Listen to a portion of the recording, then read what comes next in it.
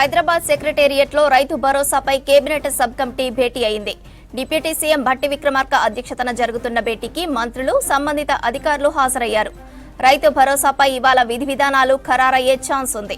నిజమైన సాగుదారులకే రైతు భరోసా ఇస్తామంది సర్కార్. సీజన్కు 7,500 ఇవ్వనుంది. గత సర్కార్ అవసరం లేని వాళ్లకు రైతు బంధు ఇచ్చిందని విమర్శించింది ప్రభుత్వం. ఇప్పటికే సంక్రాంతికి రైతు భరోసా ఇస్తామని స్పష్టం చేసింది సర్కార్. ప్రభుత్వ ఉద్యోగులు, ఐటీ రిటర్న్స్ వాళ్లకు ఇవ్వాలా వద్దా అనే దానిపై కేబినెట్ సబ్ కమిటీలో నిర్ణయం తీసుకునే అవకాశం ఉన్నట్లు తెలుస్తోంది. మరింత సమాచారం యాదగిరి అందిస్తారు. యాదగిరి, సబ్ కేబినెట్ భేటీకి సంబంధించిన అప్డేట్స్ ఏంటి? రైతు భరోసాకు సంబంధించి ఎకరాకు అంటే 2 పంటలకు కలిసి 2 సీజన్లకు సంబంధించి 15,000 ఇస్తామని చెప్పేసి ఎన్నికల ముందు కాంగ్రెస్ ఇచ్చినటువంటి హామీ ఇది. ఈ రైతు భరోసాకు సంబంధించి సపరేట్గా దీని మీద మంత్రివర్గ ఉపసంఘాన్ని నియమించింది ప్రభుత్వం. అయితే ఇందులో నిజమైనటువంటి సాగుదారులు ఎవరైతే ఉంటారో ఆ పంటలు వేసే వాళ్ళకే, నిజమైనటువంటి సాగుదారులకే ఈ రైతు భరోసా ఇస్తామని చెప్పేసి కాంగ్రెస్ ప్రభుత్వం చెప్తుంది. కాబట్టి దానికి సంబంధించి ఈ వాస్తవంగా సాగుదారులు ఎంతమంది ఉన్నారు, గత బీఆర్ఎస్ సాయంలో మనం చూసాము రైతు బంధు పేరుతోని చెట్లకు, రాళ్లకు, రప్పలకు, గుట్టలకు, తర్వాత రియల్ ఎస్టేట్ వెంచర్లకు ఇచ్చారని చెప్పేసి పెద్ద ఎత్తున ఆరోపణ చేశారు. కొన్ని వాటికి సంబంధించి ఎక్కడెక్కడ ఎట్లా ఈ రైతు బంధు పేరుతోని ఈ డబ్బులు ఇచ్చారు, అవసరం లేని వాళ్ళకు కూడా ఇచ్చారు అని చెప్పేసి ఉంది. కాబట్టి దాన్ని దృష్టిలో పెట్టుకొని ఈసారి కాంగ్రెస్ హయాంలో ఇచ్చే రైతు భరోసా, రైతులకు పెట్టుబడి సహాయ కింద ఇచ్చే ఈ రైతు భరోసాకు సంబంధించి వాస్తవంగా ఎవరైతే సాగు చేస్తారో ఆ సాగు చేసే రైతులకే ఇస్తామని చెప్తున్నారు. కాబట్టి దానికి సంబంధించి విధి విధానాలు ఎట్లా ఉండాలి, రైతు భరోసా 7,500 సీజన్కి ఇస్తామన్నాం. కాబట్టి ఈ విధి విధానాలు ఎట్లా ఉంటే బాగుంటుంది, గతంలో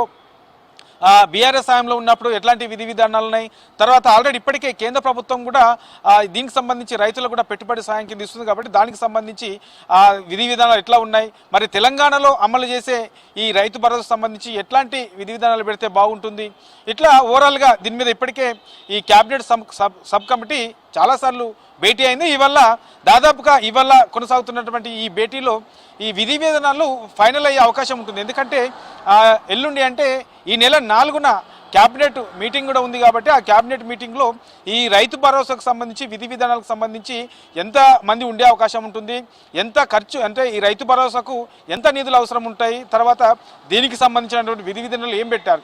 ఇవల్ల ఖరారు చేసినటువంటి ఈ రిపోర్ట్ని క్యాబినెట్ మీటింగ్లో దాని ఆమోదం తెలిపే అవకాశం అయితే ఉండే అవకాశం ఉంటుంది. కాబట్టి ఇప్పటికే ఈ రైతు భరోసాకు సంబంధించి కాంగ్రెస్ ఏదైతే ఈ సంక్రాంతి ఉందో సంక్రాంతికి ఈ కానుకగా రైతు భరోసా ఇస్తామని చెప్పేసి దీని మీద చర్చ జరుగుతుంది. ప్రభుత్వం కూడా ఇస్తామన్నది. కాబట్టి ఆ దిశగా ఈ కేబినెట్ సబ్ కమిటీ కూడా ముందుకెళ్తుంది. కాబట్టి వీలైనంత తొందరలోనే ఈ ఫైనల్ చేయాలని చెప్పేసి ఇప్పటికే ప్రభుత్వం కూడా భావిస్తుంది. అందులో భాగంగానే ఇవాళ ప్రత్యేకంగా మరోసారి ఈ రైతు భరోసాకు సంబంధించినటువంటి క్యాబినెట్ ఏదైతే ఉందో క్యాబినెట్ సబ్ కమిటీ, ఆ క్యాబినెట్ సబ్ కమిటీ ఇవాళ సమావేశమైంది. సమావేశం ఆల్రెడీ సెక్రటరీలో కొనసాగుతూ ఉన్నది. కాబట్టి దీని మీద మరికొద్దిసేపట్లోనే తుదిగా అంటే ఫైనల్గా ఎట్లాంటి విధి విధానాలు ఉంటాయి, ఏముండే అవకాశం ఉంటుంది అనే దాని మీద ఒక స్పష్టత తెచ్చే అవకాశం అయితే ఉంటుంది. అయితే దీని మీద ప్రతిపక్షాల నుంచి కూడా రకరకాల చర్చలు కూడా కొనసాగుతున్నాయి.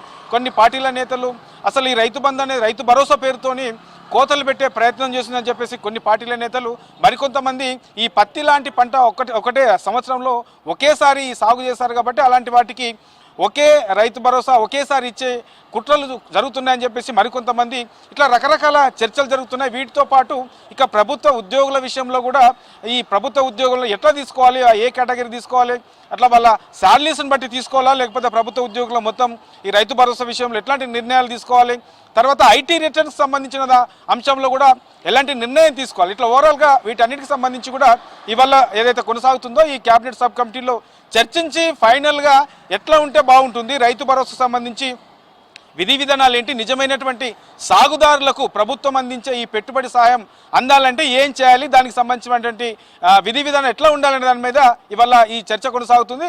మరికొద్దిసేపట్లోనే దీనికి సంబంధించి ఒక ఫైనల్ రిపోర్టు తయారు చేసే అవకాశం అయితే ఉంటుంది. కాబట్టి ఇక ఎల్లుండి ఏదైతే క్యాబినెట్ మీటింగ్ ఉందో ఆ క్యాబినెట్ మీటింగ్లో ఈ రైతు భరోసాకు సంబంధించి ఆమోదం తెలిపిన తర్వాత ఇక సంక్రాంతికి ఈ రైతు భరోసాను ఇచ్చే అవకాశం అయితే ఉంటుంది. శ్రవంతి.